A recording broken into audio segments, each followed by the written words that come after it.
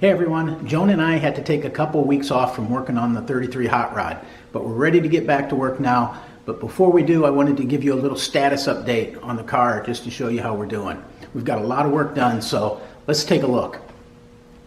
Well, we're to the point now where we have a rolling chassis. So we've done a lot of work, as you can see.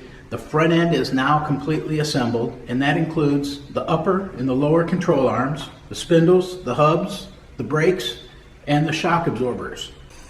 The steering box is in, the tie rods, and the steering linkage is all assembled up all the way through the firewall to the steering column. The firewall is installed along with the brake fluid reservoir. And we have the pedal box installed along with the master cylinders, all the brake lines front and back, the brake pedal, and the steering column and the steering wheel. Around the back we have the axle installed with the lower and upper control arms, the brakes, and the shock absorbers. And lastly, we have the fuel cell installed and we're ready to run the fuel lines. Okay, the next step in the process is to put the engine and the transmission in the car.